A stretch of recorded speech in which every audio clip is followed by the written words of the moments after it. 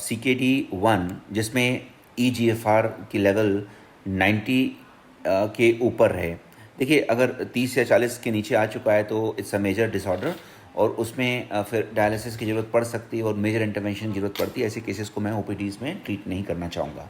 So friends, अगर आप CKD1 के केस हैं और आपका भी GFR 70 के 80 के ऊपर है, 90 के आसपास है on safe side, then it is worth treating.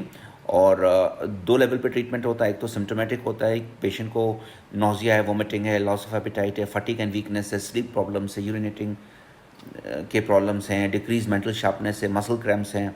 इसके अलावा पेशेंट को ओवरऑल फीवर है या उल्टियाँ भी आती हैं, तो उस केस में symptomatic treatment homeopathic synergistic therapeutics से दिया जाता है। उसमें बहुत सारे कॉम्बिनेशंस और मदर टिंक्चर्स और स्पेशली बायोकेमिक सॉल्ट्स में रिकमेंड करता हूँ अगर किडनी का डिसऑर्डर है तो।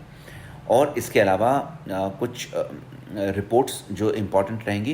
देखिए, किडनी इश्यूज़ में एक रिपोर्ट जो सब कुछ क्लियर कर देती है, blood report, that is called EGFR।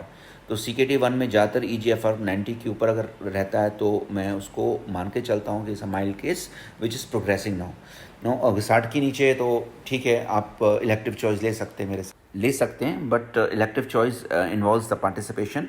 इसके अलावा खाने पीने के रिस्ट्रिक्शंस और आपको अपने जीविका में सुधार करना चाहिए। अगर ऑटोइम्यून डिजीज़ और आपकी GFR लेवल्स 90 के ऊपर है तो डेफिनेटली आप एक बेहतर पेशेंट के रूप में टारगेट पेशेंट बन सकते हैं। सैलिशिया 6X, नेट्रम्यून, नेट्रमफॉस 6X, अगर आपकी किडनी हल्की सी डिस्टर्ब है तो आप लोग को इसको 6 गोली दिन में 2 बार लेना चाहिए। It is safe for as a tonic for kidney disorders, as well as it is safe and will not inflict any injury. So this can be taken without doctor's prescription also. But disclaimer remains that kidney failure is a medical condition. It requires a medical diagnosis. Even if you want to take a homeopathic medicines at your own, your diagnosis and biomarker establishment is as important as the treatment. Still, a few homeopathic dilutions I'm going to divulge with you is Cuprum arsenicum 6X, Serum angula 6X, Aralia aspida 30, Amylopsis quinquefolia 30, and then urea 30. Radium bromatum and urea nitricum are the medicines which are very useful in such cases. Certain dilutions like calcarea, carb, sulfur and phosphorus remains the sheet anchors, depends upon the minimum factors. So friends, I'm sure that such information will help you in some or other way for a better informed decision making for the treatment and patient welfare.